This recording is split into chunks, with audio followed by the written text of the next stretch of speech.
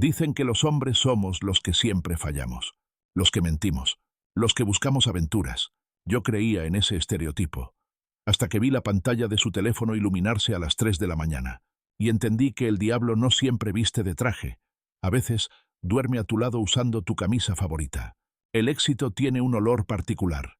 Huele a cuero nuevo de asientos de coche, a colonia importada y a la frescura del aire acondicionado central de un ático en Lomas de Chapultepec. Yo había pasado los últimos 15 años de mi vida persiguiendo ese olor, y lo había conseguido.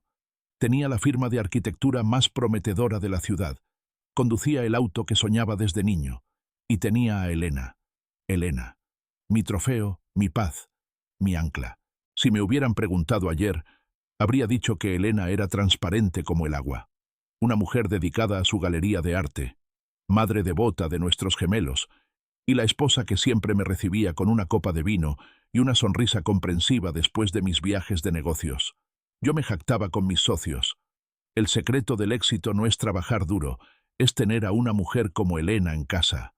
Qué arrogancia la mía, qué ceguera tan conveniente. Esa noche regresé tarde de una cena con inversores. La casa estaba sumida en esa oscuridad elegante que diseñé personalmente. Dejé las llaves en la consola de la entrada, aflojé el nudo de mi corbata y subí las escaleras, sintiendo el peso de un contrato millonario finalmente cerrado. Me sentía invencible, el rey de mi propio castillo. Entré en la habitación principal. Elena dormía de lado, su cabello oscuro esparcido sobre la almohada blanca como tinta derramada. Se veía tan serena, tan ajena a la brutalidad del mundo de los negocios en el que yo me movía. Me acerqué, besé su frente con cuidado para no despertarla, y me dirigí al baño. Mientras me lavaba la cara, mirándome al espejo, vi a un hombre satisfecho. Las canas en mi barba no me molestaban. Eran medallas de guerra. Todo estaba en orden. Todo estaba bajo control. Salí del baño y me senté al borde de la cama para poner mi reloj en la mesita de noche. Fue entonces cuando escuché el sonido. Me quedé inmóvil, con el reloj aún en la mano.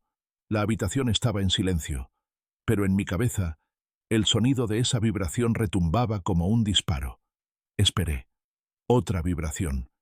Elena se removió en sueños, murmurando algo ininteligible, y luego volvió a quedar profundamente dormida. Una curiosidad fría, metálica, se apoderó de mí. No eran celos, me dije. Yo no era un hombre celoso. Era control. Necesitaba saber qué podía ser tan urgente a las 2:45 de la madrugada. Me levanté y rodeé la cama.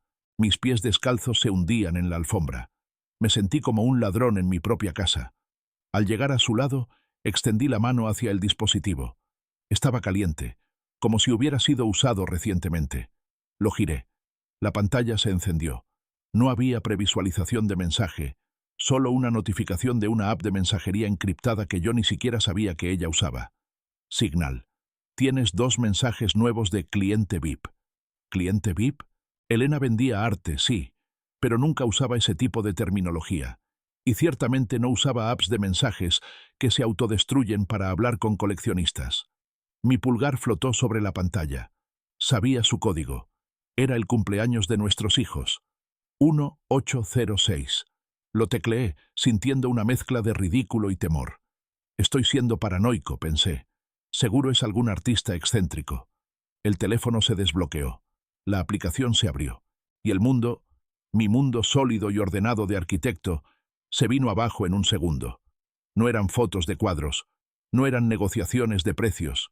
Era una foto de ella. Una foto que yo no había tomado. Llevaba ese vestido rojo que me dijo que había donado hace meses porque ya no le quedaba bien. Estaba en un restaurante que no reconocí, sonriendo de una manera que no le había visto en años.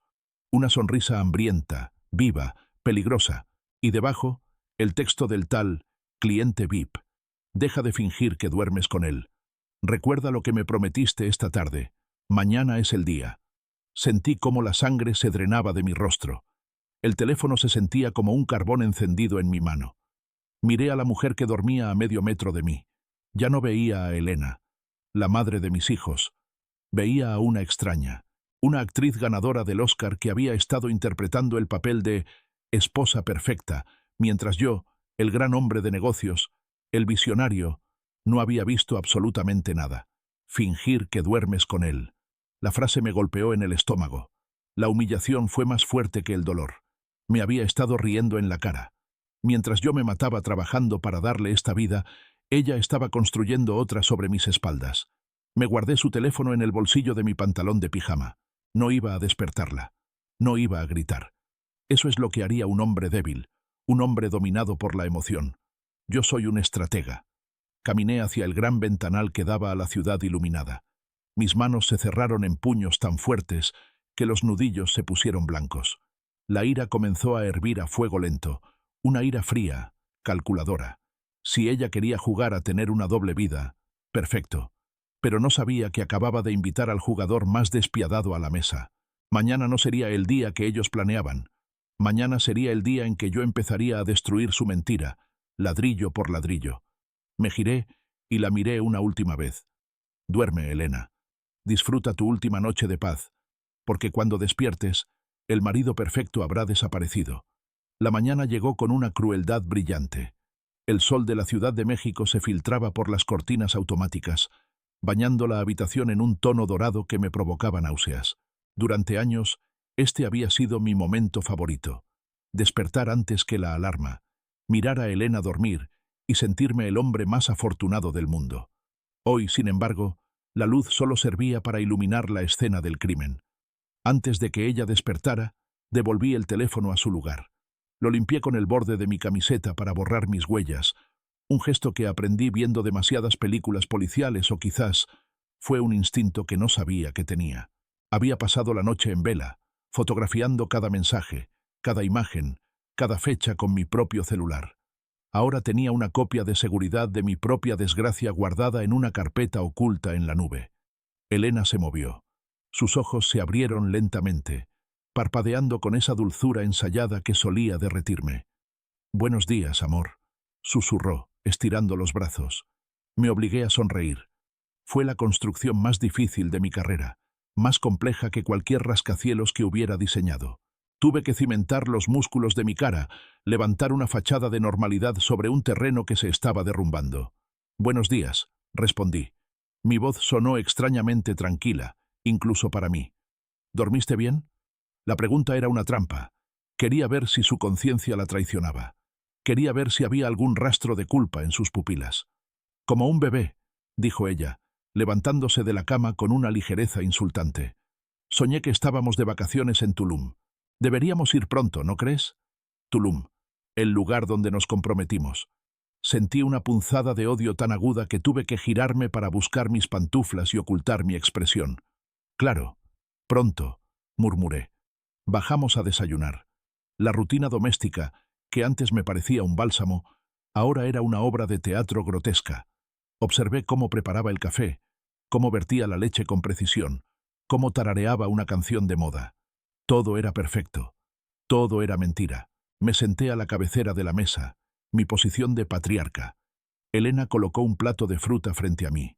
«Hoy tienes la reunión con los inversores de Monterrey, ¿verdad?», preguntó, sentándose a mi lado y revisando. Sí, revisando su teléfono. Mi corazón latió con fuerza. La vi desbloquear la pantalla. Sus dedos se movieron rápidos, expertos. No hubo vacilación. No hubo miedo. Solo la eficiencia de quien ha hecho esto 1000 veces. «Sí», dije, tomando un sorbo de café negro.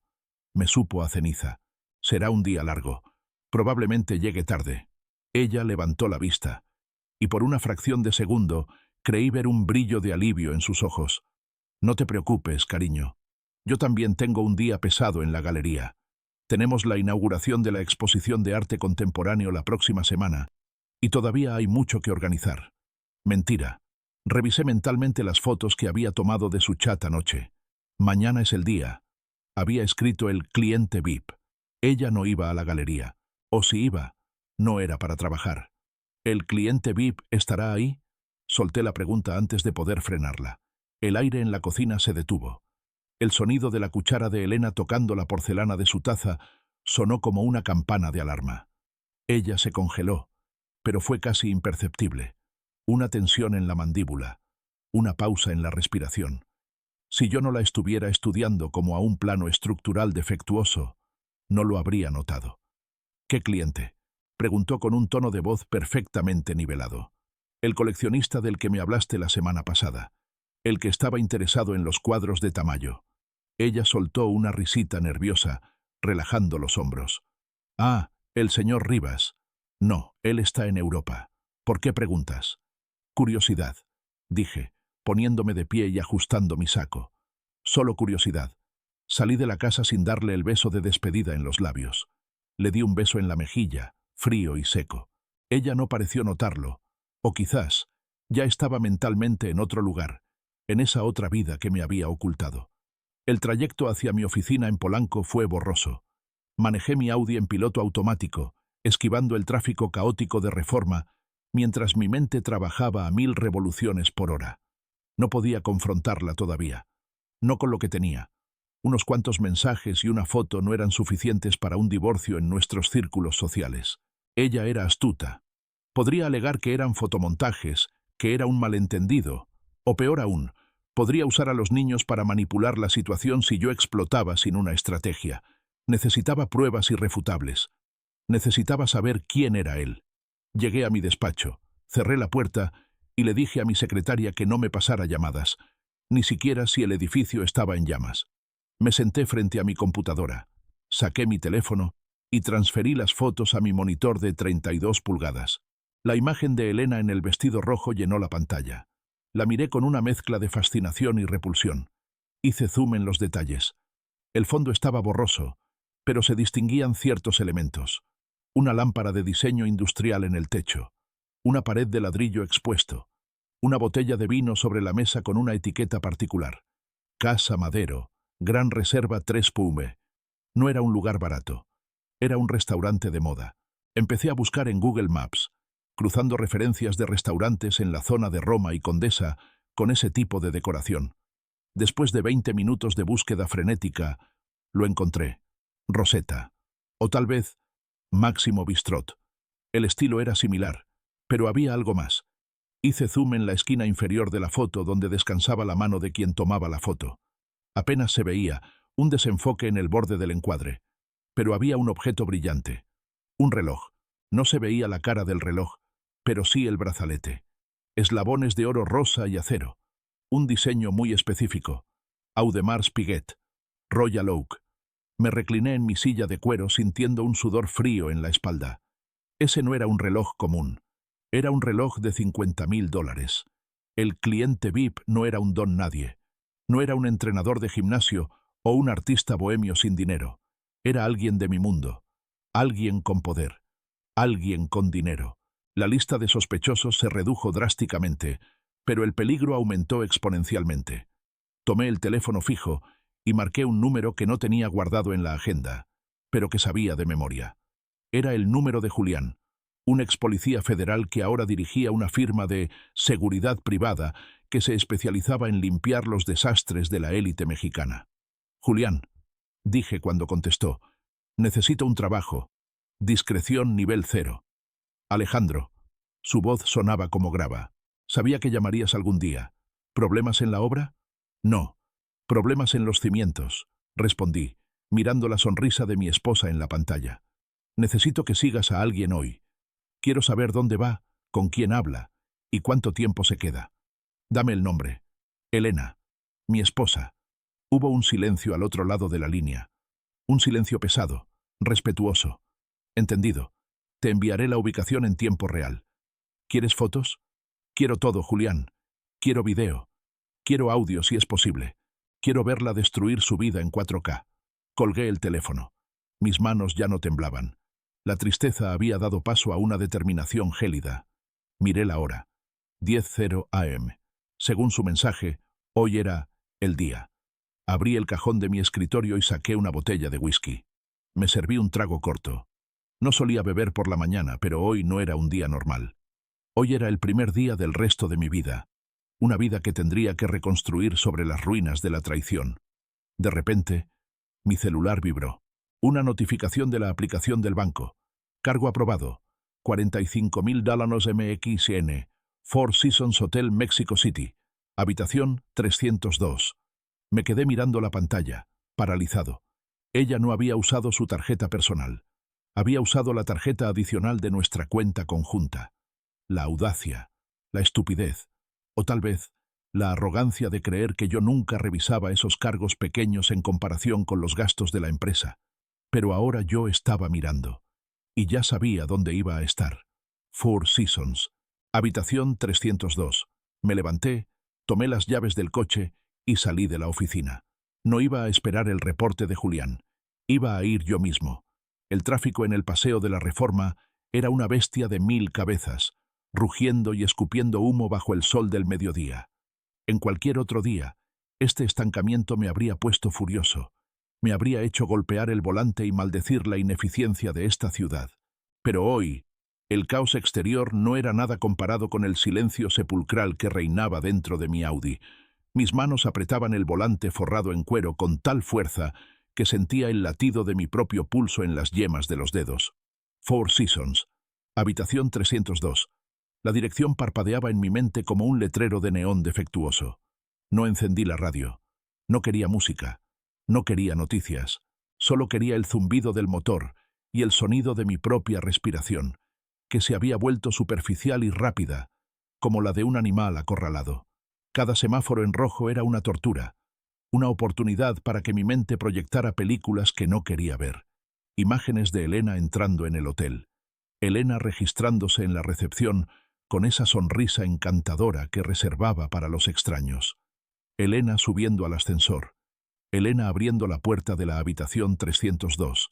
Y luego, la oscuridad de mi imaginación llenaba los espacios en blanco con detalles que me hacían querer vomitar. ¿Se besarían nada más cerrar la puerta? ¿Él le quitaría el abrigo? ¿Se reirían de mí? Pobre Alejandro, trabajando tan duro mientras nosotros disfrutamos de su dinero. La voz en mi cabeza sonaba sospechosamente parecida a la de ella. Finalmente, el edificio del hotel se alzó ante mí, una fortaleza de lujo y discreción en medio del bullicio urbano. Entregué las llaves al valet parking sin mirarlo a la cara. Mi cuerpo se movía con una rigidez mecánica. Me ajusté el saco, verifiqué que mi teléfono estuviera en el bolsillo interior y entré al lobby. El aire acondicionado me golpeó como una bofetada fría. El olor a flores frescas, madera pulida y dinero viejo inundó mis fosas nasales. Era un olor que conocía bien, un olor que solía asociar con el éxito y el placer. Ahora olía a traición. Caminé hacia los ascensores, ignorando la recepción. No necesitaba preguntar. Ya tenía la información. Mis zapatos de suela dura repiqueteaban contra el mármol, un sonido seco y autoritario que contrastaba con el temblor que empezaba a nacer en mis rodillas. Me sentía un intruso en mi propia vida, un fantasma recorriendo los pasillos de un mundo que ya no me pertenecía. Subí al ascensor. Estaba solo. Me miré en el espejo de las puertas. Mis ojos estaban inyectados en sangre, mi mandíbula tensa. No parecía un arquitecto exitoso. Parecía un asesino a sueldo antes de un trabajo. Me aflojé la corbata. Cálmate, me ordené. No puedes perder el control. No aquí. No ahora. Tercer piso. Las puertas se abrieron con un suave ding. El pasillo se extendía ante mí, largo, silencioso, alfombrado con un diseño geométrico que parecía moverse si lo mirabas demasiado tiempo. Caminé despacio, contando los números en las puertas. 308, 306, 304. Me detuve. Ahí estaba. Una puerta de madera oscura, idéntica a todas las demás, pero que para mí representaba el final de todo lo que conocía. Detrás de esa madera estaba la verdad. Detrás de esa madera estaba mi esposa, la madre de mis hijos, desnuda en cuerpo y alma ante otro hombre. Me acerqué a la puerta y pegué la oreja, sintiéndome patético, sucio. El aislamiento acústico del hotel era excelente, pero no perfecto. Escuché un murmullo, risas apagadas, el tintineo de cubiertos contra porcelana. Estaban comiendo. Room service, por supuesto. Una risa masculina grave, ronca, atravesó la madera. Mi sangre se congeló. Conocía esa risa. No era una risa genérica. Tenía un tono particular, una cadencia que había escuchado cientos de veces en salas de juntas, en cenas de Navidad, en campos de golf. Era una risa que solía inspirarme respeto, confianza, incluso admiración. Me aparté de la puerta como si me hubiera quemado. Di un paso atrás, tambaleándome, y me apoyé contra la pared del pasillo para no caer. El mundo empezó a girar. Las luces del pasillo se volvieron demasiado brillantes, demasiado agresivas. No puede ser. Pero mi memoria auditiva no fallaba. Soy arquitecto. Recuerdo patrones, estructuras y sonidos. Esa risa pertenecía a Roberto. Roberto Castillo, mi socio, mi mentor, el hombre que me dio mi primera oportunidad cuando salí de la universidad, el padrino de mis hijos, el hombre que, hace apenas 2 días, me había abrazado y me había dicho: «Eres como el hijo que nunca tuve, Alejandro». La náusea que había sentido en la mañana regresó, violenta e imparable. Sentí la bilis subir por mi garganta. Esto no era solo infidelidad. Esto era una demolición controlada de mi existencia, mi esposa y mi socio, los 2 pilares de mi vida, conspirando, riéndose, gastando mi dinero en una habitación de hotel mientras yo mantenía a flote la empresa que él fundó y la familia que ella supuestamente amaba. De repente, el pomo de la puerta 302 giró. El pánico me invadió. No podía enfrentarlos ahora, no cuando estaba temblando, no cuando estaba desarmado emocionalmente. Si los veía juntos ahora, los mataría. Lo sabía con una certeza aterradora. Agarraría lo primero que encontrara y los mataría a los 2. Y entonces, yo perdería. Mis hijos perderían. Ellos ganarían, convirtiéndose en víctimas trágicas. Me lancé hacia un hueco en el pasillo, donde estaba la máquina de hielo, justo cuando la puerta se abría. Me asomé apenas 1 centímetro. Roberto salió primero. Llevaba el traje desabrochado, la camisa sin corbata, el cabello canoso ligeramente despeinado. Se veía rejuvenecido, vital. Se giró hacia la puerta y dijo algo que no alcancé a escuchar, pero vi el gesto. Le lanzó un beso al aire. Luego, Elena se asomó. Llevaba una bata del hotel, el cabello húmedo. Le sonrió con una complicidad que me desgarró el alma.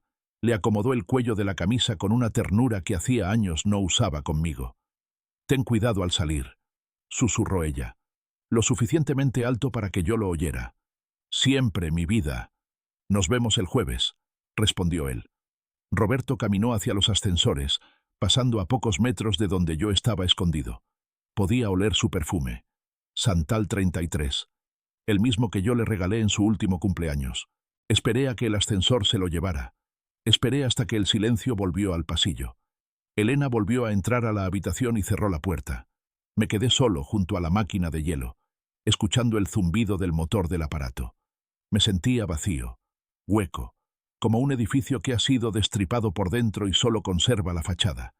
Ya no tenía dudas, ya no tenía esperanzas. Saqué mi teléfono. Mis dedos ya no temblaban. Se movían con una precisión fría y letal.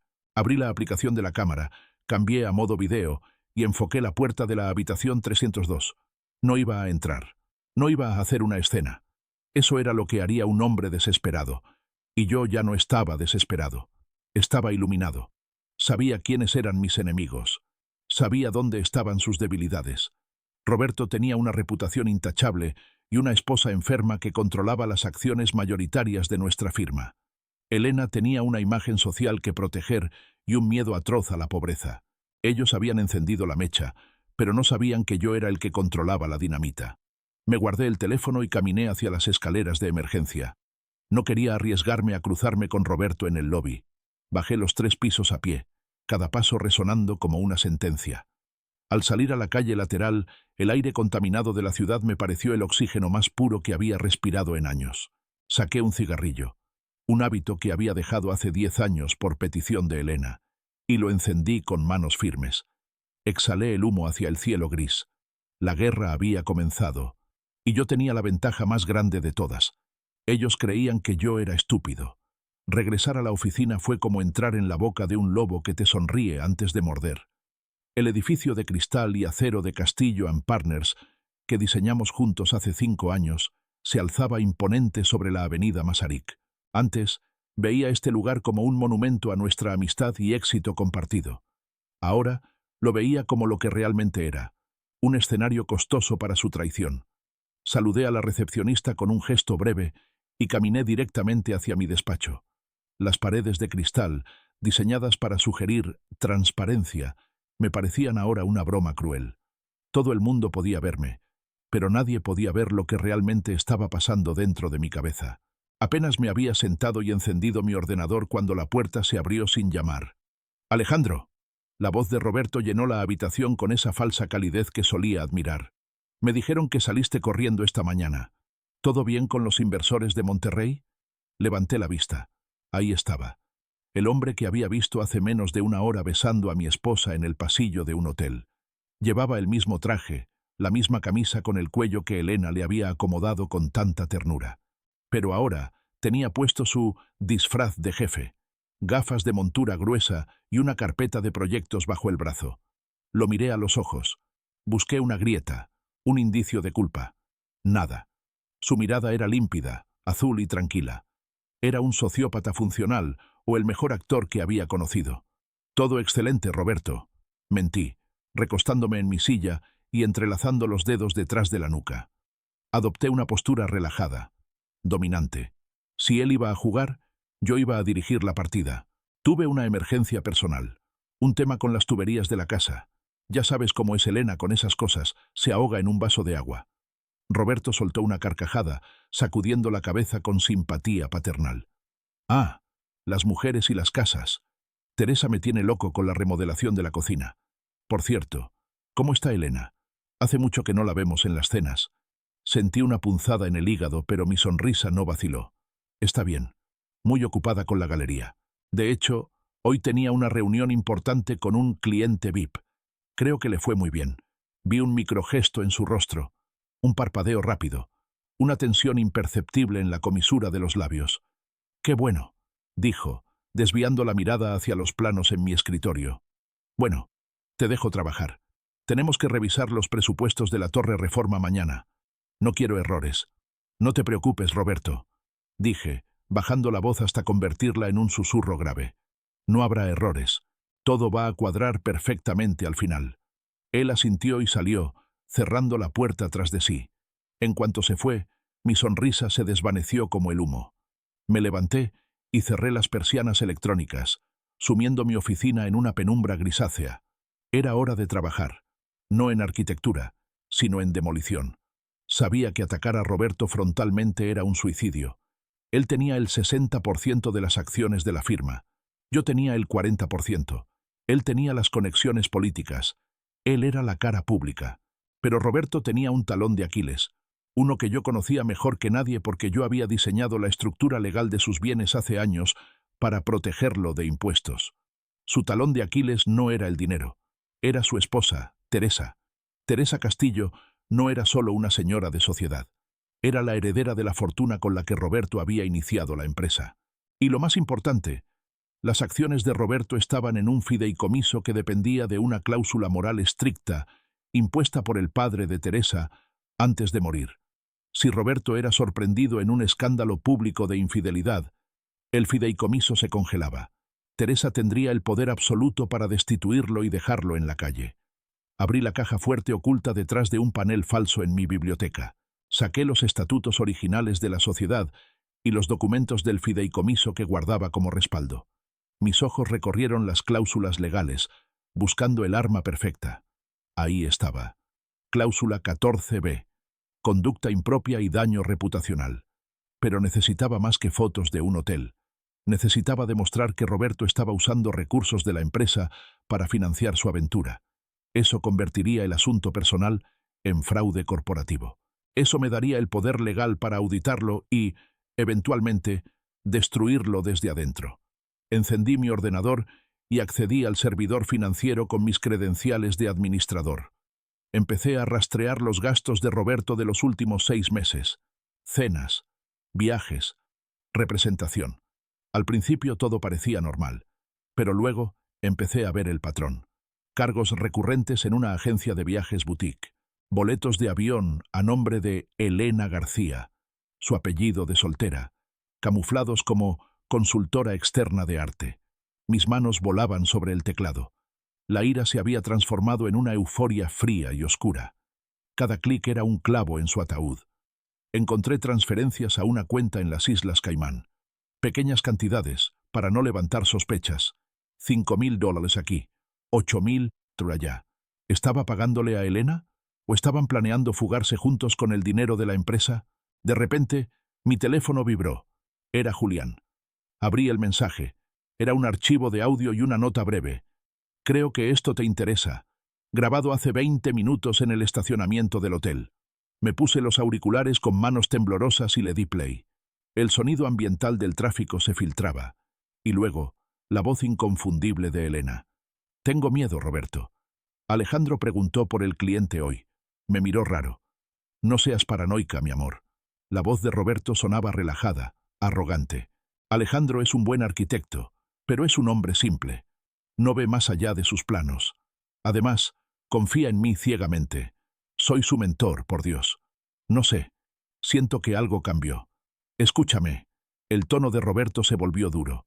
Solo necesitamos 2 meses más. En cuanto se cierre el trato de la Torre Reforma y reciba mi bono, me divorcio de la vieja de Teresa, y tú dejas al aburrido de tu marido. Nos iremos con suficiente dinero para no trabajar nunca más. Solo aguanta, Elena. Aguanta un poco más. La grabación terminó con el sonido de un beso y una puerta de coche cerrándose. Me quité los auriculares lentamente. El silencio en mi oficina era absoluto, pero en mi cabeza había una tormenta eléctrica. Un hombre simple. El aburrido de tu marido. Me levanté y caminé hacia la maqueta de la Torre Reforma que dominaba el centro de mi oficina. Era mi obra maestra, el proyecto de mi vida, y ellos planeaban usar el dinero de mi trabajo para financiar su escape. Miré la maqueta, con sus pequeñas figuras de plástico representando a personas felices. Tomé un escalímetro de metal pesado de mi escritorio. Con un movimiento rápido y violento, golpeé la maqueta. El plástico se rompió con un crujido satisfactorio. La torre se partió por la mitad. Las pequeñas personas salieron volando. Respiré hondo, mirando la destrucción. Me sentí extrañamente calmado. 2 meses. Ellos creían que tenían 2 meses. No tenían ni 2 días. Levanté el teléfono y marqué el número de mi abogado personal, no el de la empresa. Carlos, necesito verte esta noche. Prepara los papeles para una auditoría forense sorpresa y consígueme una cita con Teresa Castillo. Dile que es un asunto de vida o muerte sobre el futuro de su patrimonio. Colgué. Miré por la ventana hacia la ciudad que empezaba a encender sus luces. Roberto quería jugar al ajedrez, pero se le olvidó que yo diseñé el tablero. La residencia de los Castillo en Bosques de las Lomas era más que una casa. Era una declaración de poder. Muros altos de piedra volcánica, cámaras de seguridad en cada esquina y un portón de hierro forjado que separaba a los dioses del resto de los mortales. Había estado aquí docenas de veces para cenas de Navidad y eventos de caridad, pero esta noche la casa se sentía diferente. Se sentía como un mausoleo. Llegué a las 9:00 p.m. en punto. La lluvia había empezado a caer sobre la Ciudad de México. Una llovizna fría y persistente que limpiaba el smog, pero ensuciaba el alma. La ama de llaves me condujo a la biblioteca, una habitación cavernosa que olía a libros viejos y cera para madera. Teresa estaba sentada en un sillón Chesterfield de cuero verde, bebiendo té de una taza de porcelana tan fina que parecía transparente. A sus 60 años, Teresa seguía siendo una mujer imponente. No era hermosa en el sentido convencional, pero tenía la elegancia férrea de quien ha nacido con dinero y nunca ha tenido que pedir permiso para nada. Alejandro, dijo, sin levantarse. Su voz era seca, como hojas muertas pisadas. Carlos me dijo que era urgente. ¿Qué ha hecho Roberto ahora? ¿Compró otro caballo de carreras sin consultarme? Me senté frente a ella, rechazando el té que me ofrecía la empleada con un gesto de la mano. Esperé a que estuviéramos solos. El sonido del reloj de péndulo llenaba el silencio. Ojalá fuera un caballo, Teresa, dije, inclinándome hacia adelante, apoyando los codos en las rodillas. Quería que viera mi cara, que viera que no había placer en lo que iba a decir, solo una gravedad necesaria. Roberto no está comprando caballos, está vendiendo nuestro futuro. Saqué un sobre Manila de mi maletín. No era grueso, pero su contenido pesaba toneladas. Lo deslicé sobre la mesa de centro de caoba hasta que tocó el borde de su taza de té. «¿Qué es esto?», preguntó, mirando el sobre con desdén. La verdad. Teresa dejó la taza en el platillo con un tintineo agudo. Me miró a los ojos, buscando una broma, pero solo encontró mi mirada fría y muerta. Lentamente abrió el sobre. Sacó primero los estados de cuenta. las transferencias a las Islas Caimán, los gastos de la consultora de arte. Su ceño se frunció. Sus dedos cargados de anillos de diamantes se tensaron sobre el papel. ¿Fraude?, susurró. Para una mujer como Teresa, el robo era un pecado, pero perdonable, si se mantenía en familia. Sigue mirando, dije suavemente. Sacó las fotos, las capturas de pantalla de los mensajes, la foto de Elena en el restaurante, y finalmente, una imagen congelada del video del hotel. Roberto y Elena en la puerta de la habitación 302. El silencio que siguió fue absoluto. Fue el tipo de silencio que precede a una explosión nuclear, cuando el aire es succionado antes de la onda expansiva. Teresa no gritó, no lloró, ni siquiera tembló. Simplemente se quedó mirando la foto. Su rostro se vació de toda expresión, convirtiéndose en una máscara de mármol. Elena, dijo el nombre como si estuviera escupiendo veneno. Tu esposa. Sí. ¿Y mi esposo? Sí. Teresa levantó la vista. En sus ojos ya no había la cortesía de la anfitriona. Había un odio puro, destilado, antiguo. ¿Desde cuándo? 6 meses, por lo que he podido rastrear. Planean irse en 2 meses, Teresa. Cuando se cierre el trato de la Torre Reforma. Se llevarán el dinero del bono, el dinero de las cuentas en Caimán, y se irán. Nos dejarán a ti y a mí con las obras y el escándalo. Me levanté y caminé hacia la chimenea apagada. Yo puedo sobrevivir al divorcio, Teresa. Soy joven, soy buen arquitecto, pero tú... Dejé la frase en el aire, colgando como una guillotina. Si Roberto se va, se lleva la reputación de tu familia, se lleva tu dignidad. Todo el círculo social se reirá de la pobre Teresa. Me giré para mirarla. Sabía qué botones presionar. El orgullo era su moneda más valiosa. Teresa se puso de pie lentamente. Caminó hacia el ventanal que daba al jardín lluvioso. Su reflejo en el cristal se veía fantasmal. «Ese imbécil», murmuró, con una voz que helaba la sangre. «Todo lo que tiene se lo di yo. Su carrera, su estatus, ese reloj ridículo que lleva, se lo compré yo. Y así me paga. Con la mujer de mi socio. Con una... niña». Se giró hacia mí. Sus ojos brillaban con lágrimas no derramadas, pero su boca estaba curvada en una sonrisa cruel. «¿Qué quieres, Alejandro? No viniste aquí solo para consolarme. Quiero venganza, Teresa, pero una venganza inteligente». Me acerqué a ella. «No quiero que se vayan. No quiero que sean felices en una playa con nuestro dinero. Quiero destruirlos. Quiero que pierdan todo. Y ellos se quedan con su amor, si es que les dura cuando no tengan tarjetas de crédito». Teresa me miró durante unos segundos interminables. Estaba evaluándome, viendo al nuevo Alejandro, el hombre que había dejado de ser un peón para convertirse en rey. Luego extendió su mano. Su piel estaba fría, pero su agarre era firme como el acero. «Trato hecho, Alejandro». Su voz era un susurro conspirador. «Pero quiero estar ahí. Cuando se lo digas, no tienen idea de con quiénes se metieron». Salí de la mansión bajo la lluvia. Me sentí extrañamente ligero. Había vendido mi alma, quizás. Me había aliado con una mujer que me despreciaba para destruir a la mujer que amaba. Pero mientras subía a mi coche, me di cuenta de algo. Ya no me dolía el pecho. El corazón roto había sido reemplazado por algo mucho más útil. Un plan. La galería de arte brillaba como una joya incrustada en el corazón de Polanco.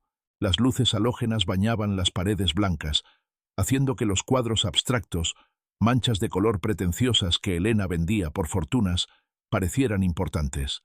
El aire estaba saturado de esa mezcla específica de la alta sociedad. Perfume francés, champán caro y la electricidad estática de los chismes susurrados. Llegué 5 minutos tarde. Una entrada calculada. Llevaba mi mejor traje, un corte italiano azul noche hecho a medida, y caminaba con la tranquilidad de un hombre que ya no tiene nada que perder. Al entrar, las miradas se posaron en mí. Vi a Elena al otro lado de la sala, radiante en un vestido dorado, que se ceñía a su cuerpo como una segunda piel. Estaba riendo, sosteniendo una copa, con la cabeza echada hacia atrás en un gesto de felicidad absoluta. A su lado, Roberto, con su habitual aire de patriarca benevolente, mantenía una mano posesiva en la espalda baja de mi esposa. La imagen era perfecta. La bella y el mentor, la esposa devota y el socio leal. Me detuve en la entrada, tomando una copa de champán de la bandeja de un mesero que pasaba. Bebí un sorbo. Las burbujas estallaron en mi lengua, frías y punzantes. Observé la escena con la distancia clínica de un cirujano antes de hacer la primera incisión. No sentía celos. Ya no. Lo que sentía era una especie de lástima distante. Eran ganado, gordos y felices, pastando ignorantes a las puertas del matadero. Elena me vio. Su sonrisa vaciló por una fracción de segundo, pero se recuperó al instante. Se acercó a mí, deslizándose entre la multitud, dejando una estela de Chanel número 5. «Cariño», exclamó, besándome en la mejilla. Sus labios estaban fríos. «Llegaste. Pensé que te habías quedado atrapado en la oficina. No me perdería esto por nada del mundo, Elena», dije, mirándola a los ojos. Ella sostuvo la mirada, pero vi el miedo parpadeando en el fondo de sus pupilas. Sabía que algo estaba mal, pero no podía imaginar la magnitud del desastre. Roberto se acercó un momento después, con esa confianza arrogante que le daban 30 años de impunidad. «Alejandro, muchacho, qué bueno que viniste. Esta noche es un triunfo para Elena». «Y para ti también, Roberto», respondí, levantando mi copa hacia él. «Es una noche de revelaciones». Las luces de la galería parpadearon, señalando el inicio de los discursos. Elena subió a la pequeña tarima, tomó el micrófono y agradeció a los presentes. Habló de pasión, de inspiración, de el apoyo incondicional de la familia. Cada palabra era una mentira brillante y pulida. La gente aplaudía. Roberto aplaudía más fuerte que nadie. Cuando terminó, el presentador preguntó si alguien más quería decir unas palabras. El silencio habitual llenó la sala. Nadie quería hablar. Solo querían beber gratis. Di un paso adelante. «Yo», dije. Mi voz no era alta, pero cortó el murmullo como un cuchillo. Subí al escenario. El micrófono estaba frío en mi mano. Desde esa altura, podía verlos a todos. Las caras expectantes, aburridas, curiosas. Vi a Elena fruncir el ceño ligeramente. Vi a Roberto aflojarse el nudo de la corbata. Y en un rincón oscuro, vi a Teresa. Llevaba un vestido negro, como si fuera a un funeral. Me hizo un leve asentimiento con la cabeza. «Buenas noches», empecé. Mi voz resonó clara y estable. Elena habló de inspiración, de verdad en el arte. Pero creo que la verdadera obra maestra de esta noche no está colgada en las paredes. Está viviendo entre nosotros. Hice una pausa. El silencio se volvió denso, pesado. Mi esposa y mi socio, Roberto Castillo, han estado trabajando en un proyecto conjunto muy íntimo, continué, paseando la mirada por la sala. Un proyecto que ha requerido una inversión considerable, no solo emocional, sino financiera. Vi cómo el color desaparecía del rostro de Roberto. Elena dio un paso hacia mí, con los ojos muy abiertos. «Alejandro, ¿qué haces?», susurró, pero el micrófono captó su pánico. La ignoré. Saqué mi teléfono y lo conecté al sistema de proyección que se usaba para mostrar las obras digitales. Como arquitecto, creo en la transparencia.